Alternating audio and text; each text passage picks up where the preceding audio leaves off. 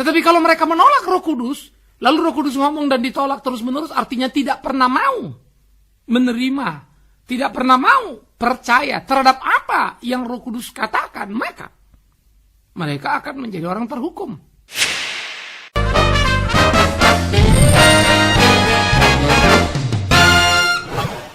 Bagaimana yang dimaksud dengan menghujat dan mendukakan roh? Ini menjadi penting untuk kita pikirkan supaya kita dengan jelas bisa menempatkan ayat itu sehingga tidak mempunyai kesalahpahaman tentunya, bukan? Nah, kita akan membuka dua bagian Alkitab, saudara-saudaraku yang kekasih. Matius 12 ayat 32 dikatakan begini, apabila seorang mengucapkan sesuatu menentang anak manusia, ia akan diampuni.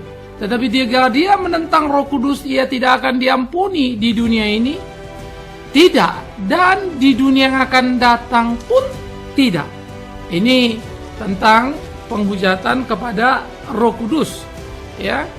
Ketika itu orang-orang Yahudi menuntut atau menggugat Yesus, menuduh Yesus mengusir setan dengan kuasa Baal-Zebul, artinya dengan kuasa setan juga.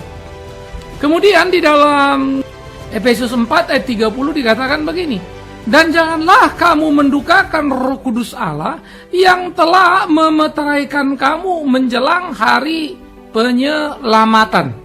Ya, sekali lagi, janganlah kamu mendukakan Roh Kudus Allah yang telah memeteraikan kamu menjelang hari penyelamatan. Yang pertama, saudara, ketika kita berbicarakan bagaimana menghujat Roh Kudus, dikatakan dosanya tidak terampuni. Tetapi menghujat anak manusia dosanya terampuni. Apakah ini memberikan indikasi bahwa Roh Kudus lebih tinggi daripada Yesus Kristus? Jelas tidak. Kalau begitu apa yang dimaksud? Sehingga menghujat Tuhan Yesus pada waktu itu dikatakan menghujat anak manusia, dosanya masih diampuni, tapi menghujat Roh Kudus tidak diampuni. Perhatikan pemakaian kalimat yang sangat menarik, ya. Itu sebab Yesus menyebut diri di dalam gelar yang disukainya, salah satu dalam pelayanan di dalam dunia ketika dia Allah yang menjadi manusia menyebut diri anak manusia. Kalau orang menghujat anak manusia, Yesus itu gelar yang dipakai, ingat, anak manusia, dosanya terampuni. Apa yang mau dikatakan? Apakah menghujat Yesus dosa terampuni artinya masih ada kemungkinan selamat? Bukan, tentunya kaitannya ke sana. Jadi jangan buru-buru dulu. Kan kita mengatakan juru selamat satu-satunya Yesus, di dalam Yesus tidak ada. Jadi kalau sampai menghujat Yesus terampuni, loh, masih bisa selamat dong. Bukan begitu. Nah, ini yang harus dipahami konteksnya. Jadi pada waktu itu Yesus mengusir setan, orang Yahudi tidak bisa terima, lalu memutarbalikkan fakta dan berkata, Yesus mengusir setan itu dengan kekuatan Baal-Zebul. Nah, sehingga pada waktu dikatakan Yesus mengusir setan dengan kekuatan Baal-Zebul, ini yang menjadi persoalan serius. Apa itu? Nah, ini menjadi persoalan serius ketika mereka menuduh, maka kemudian Yesus mengatakan, kalau kamu tidak percaya padaku apa yang kulakukan, itu sebetulnya latar belakangnya, ya, dosamu masih terampuni. Kenapa? Karena jangan lupa ketika Yesus berbicara hal ini, dia belum mati di atas kayu salib. Oke. Mengapa dikatakan menghujat Roh Kudus dosanya tidak terampuni? Nah, ini menjadi menarik. Menghujat Roh Kudus.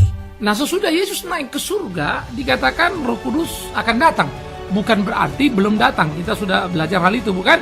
Roh Kudus sudah bekerja, tetapi itu bicara momentum, bicara janji pemeliharaan kepada gereja yang berjalan terus-menerus, dan Tuhan tidak pernah alpa menjaga gerejanya. Itu dulu poinnya.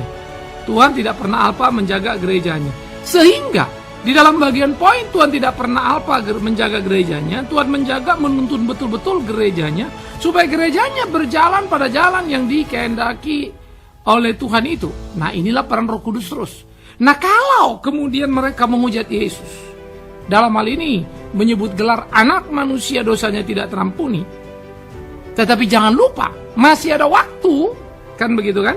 Masih ada waktu mereka kembali, masih ada waktu mereka menyadari, masih ada waktu mereka tahu itu salah, dan masih ada waktu mereka untuk datang kepada Tuhan. Itu yang penting dulu. Nah, oleh karena itu ketika dikatakan bagaimana menghujat anak manusia, ya, Yesus yang belum disalib dan mati dan bangkit itu dosanya terampuni karena masih ada opportunity, masih ada peluang. Tetapi menghujat Roh Kudus dosanya tidak akan terampuni, baik sekarang maupun akan datang. Artinya apa? Menghujat Roh Kudus artinya menolak Roh Kudus, terus menerus. Ya kan, hari ini dia menolak Yesus, lalu Yesus mati dan bangkit kan. Lalu Roh Kudus kerja atau dalam hatinya kan, bahwa Yesus itu anak Allah. Ambillah contoh seperti kepala pasukan tentara Roma yang ada di Bukit Golgota pada waktu Yesus disalib. Dia datang membawa pasukannya untuk menyalibkan Yesus, tetapi kemudian dia berkata, pada waktu melihat keajaiban di atas salib itu, ya, bagaimana pertanda alam begitu jelas dan dia bisa membaca dengan jeli. Iman itu muncul dan dia berkata, sungguh dia ini anak Allah. Padahal sebelumnya dia menuju Bukit Golgota bukan dalam rangka mengawal Yesus anak Allah, tapi dalam rangka mengawal pesakitan atau terdakwa yang sudah didakwa dengan hukuman mati salib. Tapi dia berubah. Ya kan? Roh Kudus bekerja pada dirinya. Roh Kudus menyatakan kebenaran itu pada dirinya. Ini yang perlu. Begitu juga kemudian dengan orang-orang yang menghujat Yesus pada waktu itu. Mereka masih punya peluang untuk diampuni dosa-dosanya. Mereka masih punya peluang untuk menjadi percaya. Kalau Roh Kudus nanti menyatakan itu kepada mereka.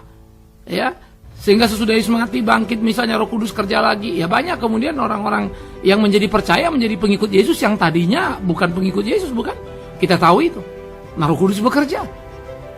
Ya, Yesus sudah naik ke surga. Tetapi kalau mereka menolak Roh Kudus, lalu Roh Kudus ngomong dan ditolak terus-menerus, artinya tidak pernah mau menerima, tidak pernah mau percaya terhadap apa yang Roh Kudus katakan, maka mereka akan menjadi orang terhukum. Itu maksudnya. Ya, mereka akan menjadi orang terhukum, mereka akan kemudian menjadi orang yang tidak lagi dosanya diampuni. Karena mereka menolak terus-menerus sampai mereka mati kan, nggak ada peluang. Tapi waktu mereka menghujat Yesus sebagai anak manusia pada waktu itu, masih ada peluang. Masih ada momen, masih ada waktu untuk mereka bertobat kan begitu. Tapi kalau menghujat Roh Kudus terus-menerus lalu mereka mati, ya nggak ada peluang, nggak ada waktu lagi. Mau apa lagi? Kecuali Roh Kudus yang mengingatkan itu. Itu maksudnya. Jadi pertama, bukan berarti Roh Kudus lebih tinggi dari Yesus. Sehingga menghujat Yesus itu dosanya bisa diampuni, menghujat Roh Kudus dosanya tidak terampuni. Tidak dalam konteks itu. Tapi ini lebih kepada perjalanan waktu dan konteksnya. Yesus ada sebagai anak manusia yang datang. Dia belum mati, bangkit, dan naik ke sorga. Dan memang kita tahu, barang siapa tidak percaya pada Yesus, ya tidak selamat. Artinya kalau kamu mengatakan dosanya masih bisa diampuni, peluangnya. Tapi kalau tetap tidak, kan tidak percaya sama Yesus. Toh tidak percaya Yesus itu membuat binasa kan. Tapi siapa yang bisa membuat orang percaya pada Yesus? Kan Roh Kudus. Itu yang dimaksud menghujat Roh Kudus, dosanya tidak terampuni. Menolak terus-menerus suara Roh Kudus dalam hatinya. Menolak terus-menerus dan tidak mau percaya kepada apa yang Roh Kudus katakan. Inilah yang dimaksud menghujat Roh Kudus, dosa tidak terampuni.